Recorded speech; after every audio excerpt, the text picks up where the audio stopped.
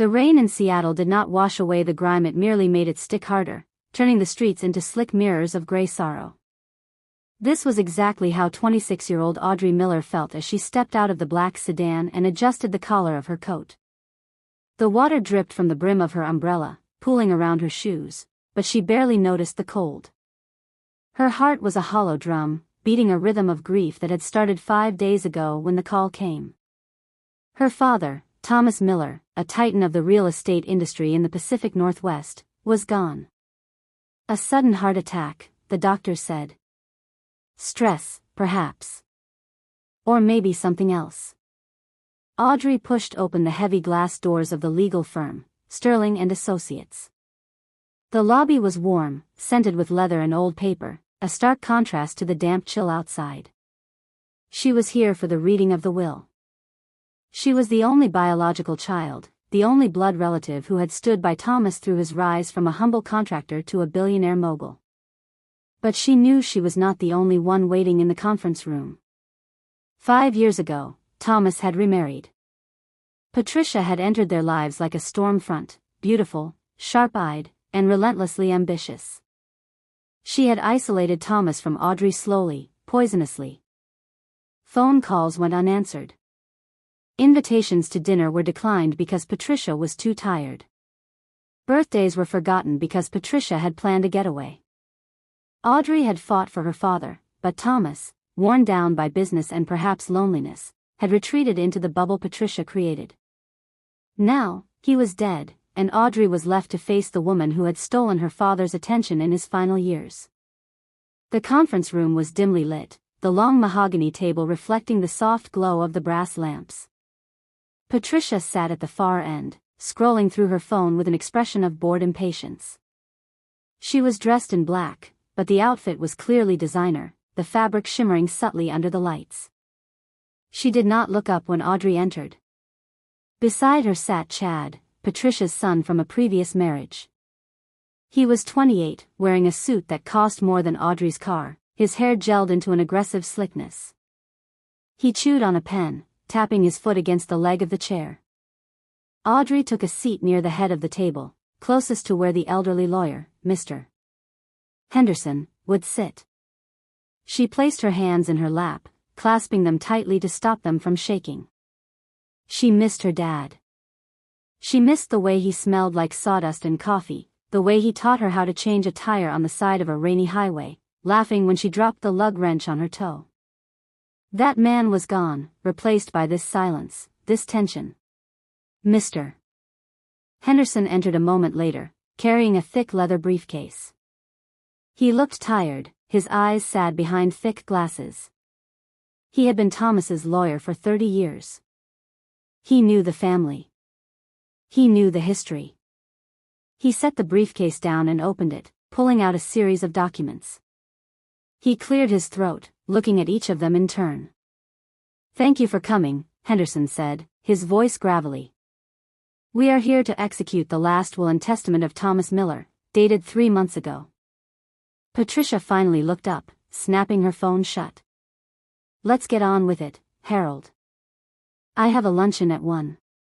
Henderson ignored her tone. He began to read. The initial bequests were standard.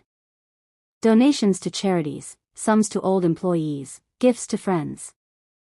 Then came the bulk of the estate. Audrey held her breath. This was the moment. "To my wife, Patricia Miller," Henderson read, "I leave the primary residence located at 404 Highland Estate, valued at approximately $12 million. I also bequeath all liquid assets held in the joint accounts, totaling $18 million. Patricia smiled. It was a small, triumphant curve of the lips. She glanced at Chad, who nodded smugly. "To my stepson, Chad Miller," Henderson continued, "I leave the ownership of the Miller Auto Group, including all dealerships and holdings, valued at $15 million. I also leave the vacation villa in Cabo San Lucas." Chad leaned back, crossing his arms. He looked at Audrey, a smirk playing on his lips. He knew what was coming. He knew Audrey had been pushed out. They had all seen how Patricia controlled Thomas's schedule, his mail, his life. "And to my daughter, Audrey Miller," Henderson said. The room went silent. The air seemed to vanish. "I leave the property located at Blackwood Lane, in Ravenswood, along with all contents therein." Patricia let out a sound. It started as a snort and erupted into full-blown laughter. She slapped the table, her eyes watering with mirth. "Blackwood Lane? Are you serious? That rotting shack? That's it? After everything I did for him? After everything I managed?" Chad joined in, shaking his head. "Well, sis, looks like Dad finally realized where his money was best spent. You got a termite infestation, and we got the empire." Audrey felt the blood drain from her face. Blackwood Lane. She remembered the place from stories, a house her father had bought decades ago before he made his fortune.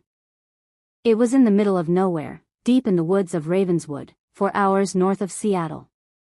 It was known locally as a ruin, a place people avoided. To leave her nothing but a decaying house while giving the stepfamily millions was a public humiliation. It was a statement that she was worthless to him. Patricia stood up, gathering her purse.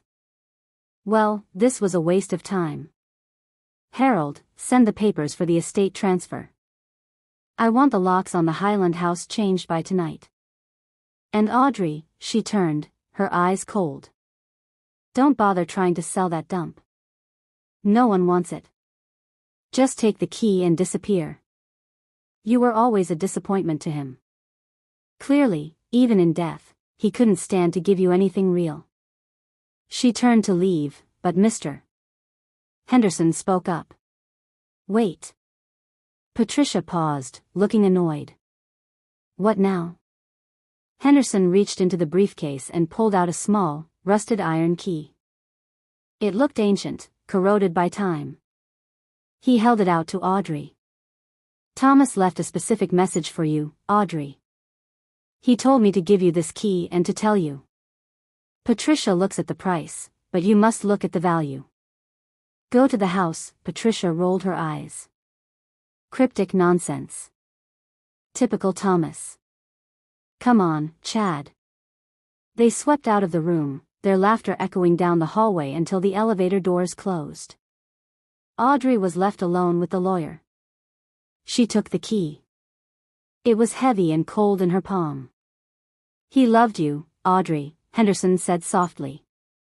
"More than anyone knew. Don't let them win by breaking your spirit."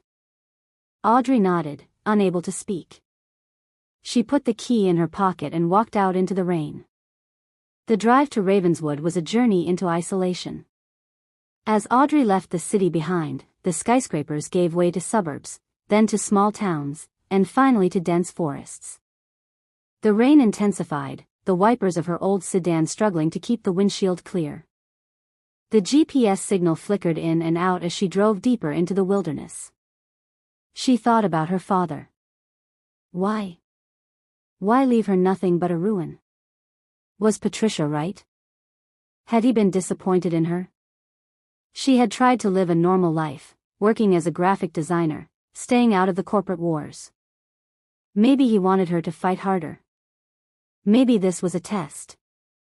Or maybe Patricia had manipulated the will itself. But Mr.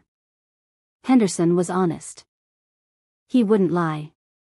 4 hours later, she turned onto Blackwood Lane. The road was unpaved, muddy, and lined with towering pine trees that blocked out most of the light. The house came into view through the mist, and Audrey's heart sank. It was a Victorian structure, once grand, now skeletal. The paint was peeled away to bare gray wood. The roof sagged in the middle like a broken spine. The windows were boarded up with plywood that had rotted in places.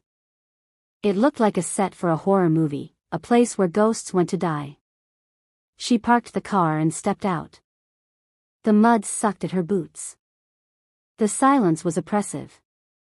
There were no birds, no wind, just the sound of her own breathing. "Careful where you step, miss." Audrey jumped. A man emerged from the shadows of the trees. He was old, wearing a raincoat and a cap pulled low. He held a shotgun loosely at his side, not pointed at her, but ready. "Who are you?" Audrey asked, her voice trembling. "Name's Silas," the man said. He lowered the gun. "I watched over this place for your father. Been doing it for 30 years. My father owned this? He bought it before he bought the first skyscraper," Silas said. He walked closer, his eyes kind beneath the brim of his hat. "He told me you'd be coming. He said you'd have the key." Audrey showed him the rusted iron key. Silas nodded. "Follow me. The front door is stuck, but I know the way in." He led her around to the side porch. The wood groaned under their weight. Silas produced a key of his own and unlocked a side door. They stepped into the foyer.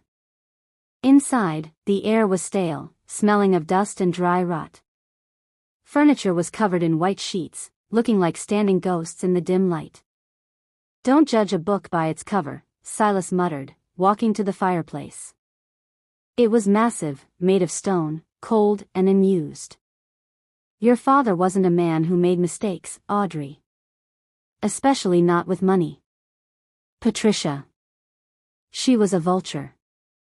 He knew it. He just couldn't prove it until the end." "What do you mean?" Audrey asked. "He spent the last 3 years fighting a war," Silas said. Quietly. He knew she was draining the company. He knew her boy was trouble. But if he divorced her, she would have sued for half everything, and the stock would have tanked. He had to be smart. He had to hide the real assets where she wouldn't look. Silas pointed to the Persian rug in front of the fireplace. It was faded, stained with water damage. "He told me to tell you. Riches are what you hide." "Look down," Audrey knelt. She pulled back the corner of the rug. Underneath was the wooden floor, but there was something different about the planks. There was a small metal ring, almost invisible, set into the wood. She grabbed it and pulled. It was heavy. She strained, her muscles burning, until the section of the floor lifted. It wasn't wood, it was a metal hatch, balanced on hydraulic hinges that hissed as they opened. Beneath the floor was a staircase leading down into darkness. "Flashlight," Silas said, handing her one from his pocket. "I'll wait up here. This is your inheritance." Audrey descended the stairs. The air grew cooler, cleaner. At the bottom, she found a door made of steel. She used the rusted key from the lawyer. It fit perfectly. The door swung open with a heavy clank. She stepped inside and gasped. It was not a basement. It was a vault. The room was lined with steel shelves. On the shelves were vacuum-sealed packages of cash. Stacks of $100 bills. There were boxes labeled gold. There were velvet cases containing jewelry, diamonds, emeralds, sapphires. Audrey recognized some of them. They were her mother's. Her biological mother, who had died when Audrey was 10. Patricia had told her they were sold to pay debts years ago. They were all here. In the center of the room was a desk with a high-end computer setup. A note lay on the keyboard. Audrey picked it up. It was in her father's handwriting. "Audrey, if you are reading this, I am gone. And if Patricia is reading this, she is already in prison. I couldn't trust the banks. I couldn't trust the lawyers. I could only trust you. There is $50 million in cash here. There is gold worth another 20. But the money is not the weapon. The computer is." Audrey sat down and turned on the monitor. It booted up instantly, no password required. A video file was on the desktop. She clicked it. Her father's face appeared on the screen. He looked tired, older than she remembered, but his eyes were sharp. "Hi, kiddo," Thomas said. He smiled, but it was a sad smile. "I know you're hurting. I know you think I abandoned you. I didn't. I was protecting you. Patricia isn't who she says she is. She's a corporate spy. She was working for my competitors, leaking bids, sabotaging deals. And Chad. Chad is worse. He's been using the car dealerships to launder money for a cartel in Vegas. I have the proof right here in this system. Transaction logs, emails, recordings. Thomas leaned closer to the camera. I couldn't go to the police immediately. They would have destroyed the evidence, or worse, they would have hurt you. I had to move the assets quietly. I left Patricia the shell of the company. She thinks she owns $18 million in accounts, but those accounts are leveraged. She owes $40 million in debts I secretly transferred to her name using the power of attorney she begged me to sign. She thinks she's rich, but she's bankrupt. And she's liable for Chad's crimes. But the real key, Thomas continued, is in the file labeled Julian. Patricia isn't just a fraud. She's a bigamist. She never divorced her first husband, Julian Vane. She married me while still legally married to him. That makes our marriage void. She has no legal claim to anything. Not a penny. But you need proof. You need Julian. The video ended. Audrey sat in the silence of the bunker, her mind racing. $50 million. Evidence of money laundering.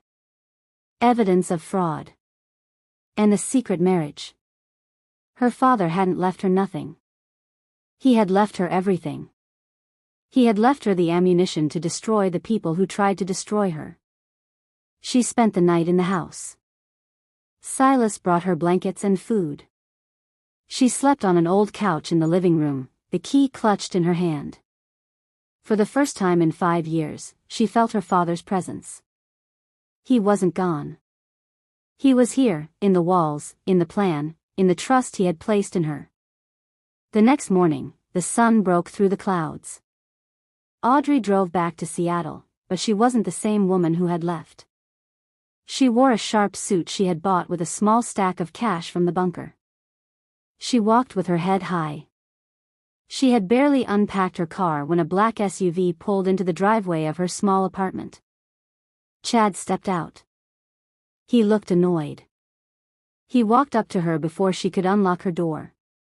"Look, Audrey," Chad said, lighting a cigarette. "We need to talk about that house. Mom doesn't want you holding on to it. It's an eyesore. We'll give you $50,000 for it. Cash. Today. $50,000. The house was technically worthless, but the land had value. They were trying to lowball her, to get her out of the way before she realized anything. Audrey turned to face him. She didn't flinch. $50,000?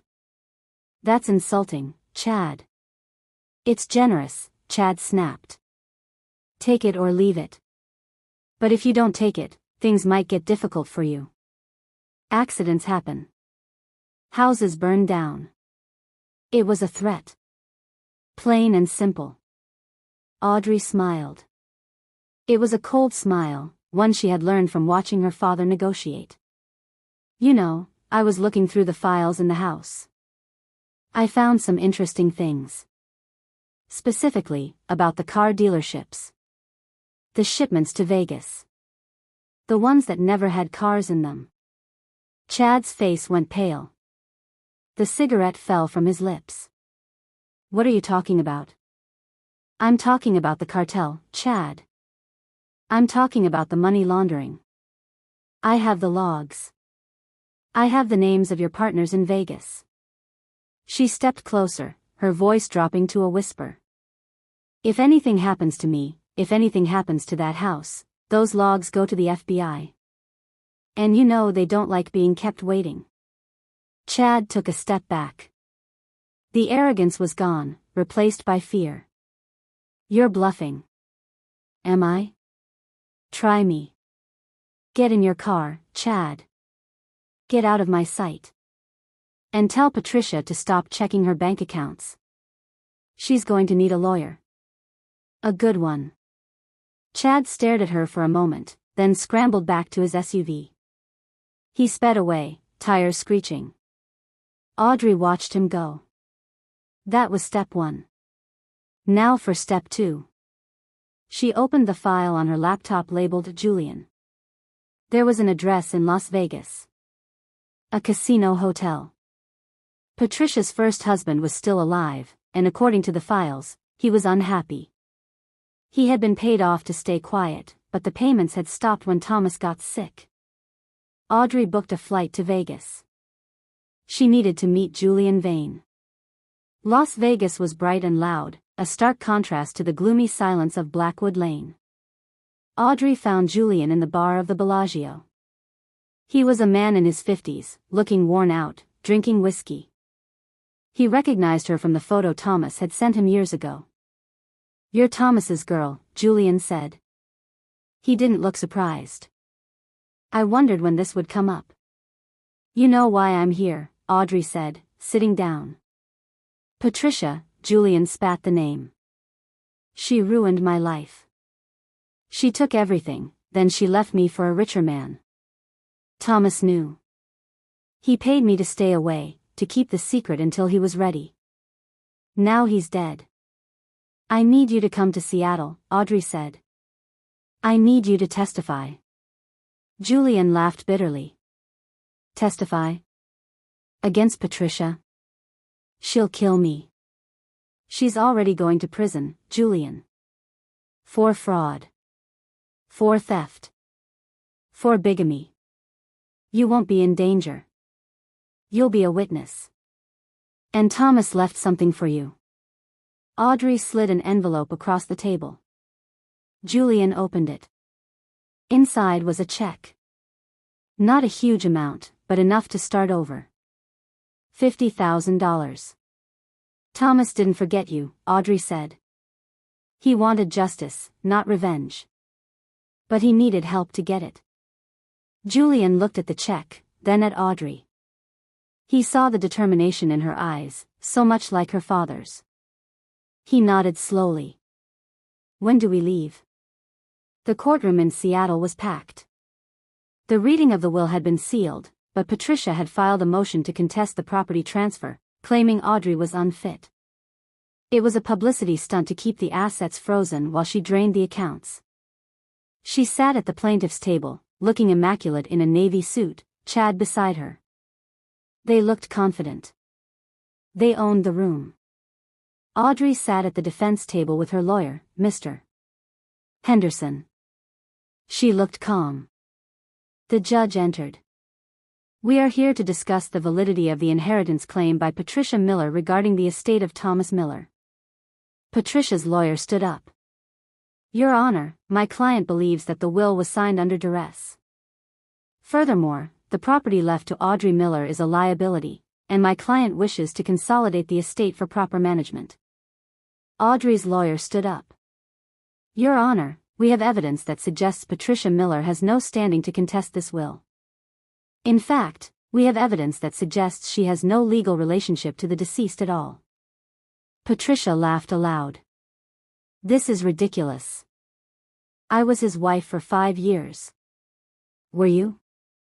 Audrey stood up. She walked to the center of the room. "Judge, I call Julian Vane to the stand." The courtroom doors opened.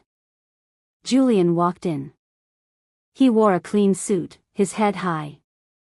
Patricia's face drained of color. She gripped the table, her knuckles white. "Who is this?" the judge asked. "This is Julian Vane," Audrey said. "He married Patricia in 2010. They never divorced. When she married my father in 2019, she was still legally married to Mr. Vane. Under state law, her marriage to Thomas Miller is void. She is not his widow. She is a stranger." "That's a lie." Patricia screamed. "He's lying." "I have the marriage certificate," Audrey said, handing a document to the bailiff. "And I have testimony from Mr. Vane." Julian took the stand. He told the truth. He told them about the payments, about the secret, about Patricia's plan to marry rich men and drain them. The courtroom was silent. The jury of one, the judge, listened intently. Furthermore, Audrey presented the digital evidence from the bunker. The emails between Patricia and the competing real estate firm. The records of Chad's money laundering. She handed a drive to the judge. This evidence has already been copied and sent to the FBI and the SEC, Audrey said. If anything happens to me, it goes to the press. The judge looked at Patricia. Mrs. Miller. Or rather, Ms. Patricia. Given this evidence, I am suspending all rights to the estate. Audrey Miller is the sole legal heir as the only blood relative. Furthermore, I am referring this case to the district attorney for criminal prosecution. Two bailiffs stepped forward. Patricia stood up, shaking. You can't do this. I own everything. I own the house.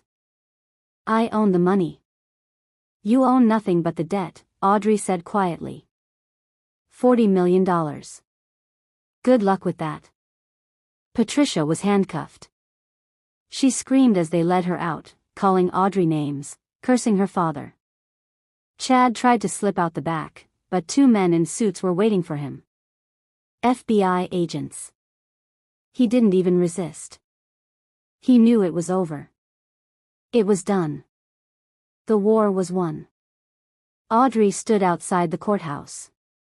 The rain had stopped. The sun was breaking through the clouds, casting long shadows on the wet pavement. Reporters shouted questions, but she didn't answer. She got into her car and drove. She didn't go to the Highland estate. She didn't want the mansion where her father had been isolated and poisoned. She didn't want the cars or the accounts. She signed the papers to transfer the main estate and the company stocks to a trust. The debts were paid off with the liquid assets Patricia had thought were hers. The remainder, millions of dollars, was donated to a children's hospital. Thomas would have wanted that. He loved building things, but he loved helping people more. Audrey drove back to Ravenswood. Back to Blackwood Lane. She used the money from the bunker to restore the house. Not to make it a mansion, but to make it a home. The roof was fixed. The windows were cleaned. The termites were exterminated. The dust was swept away. Silas helped her. He became more than a neighbor, he became family. He told her stories about her father, about the nights they sat on the porch drinking coffee, planning the future. One evening, months later, Audrey was cleaning out the attic. She found a box labeled Memories. Inside was a photo album. She opened it to the first page. It was a picture of her parents. They were young, standing in front of Blackwood Lane. The house was new then, painted white, surrounded by fresh saplings. They were holding hands, smiling. They had no money. They had nothing but each other and this house. On the back of the photo, her father had written, "This is where it started. This is the only thing that matters." Audrey traced the edge of the photo with her finger. She understood now. The money in the bunker was a tool. The evidence was a weapon. But this house. This was the legacy. Patricia and Chad had looked at the price tag. They saw millions, and they agreed. Audrey looked at the value. She saw history. She saw love. She saw a foundation that couldn't be shaken by rain or greed or time. She walked out onto the porch. The sun was setting over the trees, painting the sky in shades of orange and purple. The air was clean. The silence was no longer oppressive, it was peaceful. She thought about her father. She hoped he was watching. She hoped he was proud. She hadn't just saved herself, she had honored him. She had taken the trash they threw at her and turned it into a throne. Audrey Miller took a deep breath. She was no longer the grieving daughter. She was the guardian of the legacy.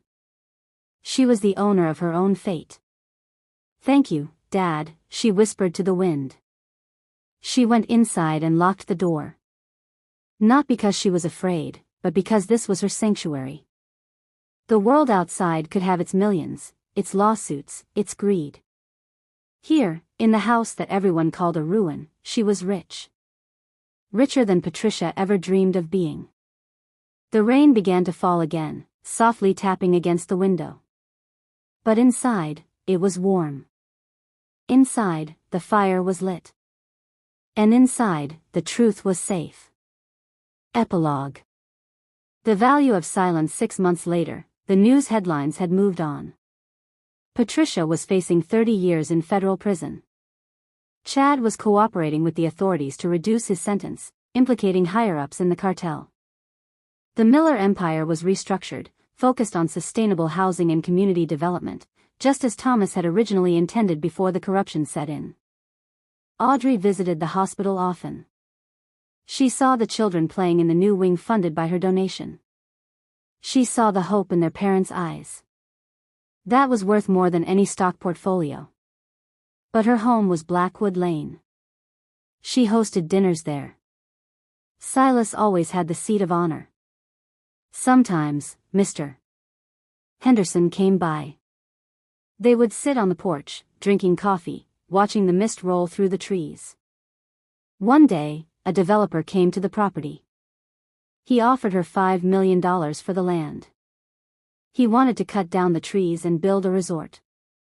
Audrey stood on the porch, the rusted key hanging on a chain around her neck. It was no longer just a key, it was a symbol. "No," she said. "It's $5 million, the developer pressed. "You could live anywhere. Why stay here?" Audrey looked at the house. She looked at the woods. "Because this house remembers. And I remember." The developer left, shaking his head. He thought she was foolish. He thought she was leaving money on the table. Audrey smiled as she watched his car disappear down the lane. She went inside to the bunker. She didn't touch the money. It was still there, secure, a safety net for the future. But she didn't need it to feel safe. She had the truth. She sat at the computer and opened a new file. She began to write. Not legal documents, not financial reports. She wrote a story. The story of Thomas Miller. The story of the house. The story of how a daughter reclaimed her life from the ashes of betrayal. She knew that one day, she would pass the key to someone else. Maybe a child of her own. Maybe a student. Someone who understood that value isn't what you see on a screen. Value is what you build. Value is what you protect. Value is the integrity to do the right thing when no one is watching. The rain tapped on the window. The fire crackled in the hearth. Audrey Miller closed her eyes and listened to the silence. It was the sound of peace. It was the sound of justice. It was the sound of home. And in that moment, she knew that her father's greatest gift wasn't the $50 million hidden in the concrete dark. It was the lesson he taught her from beyond the grave.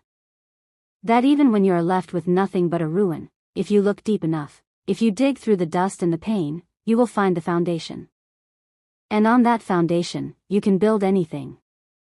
Even a life worth living. The end.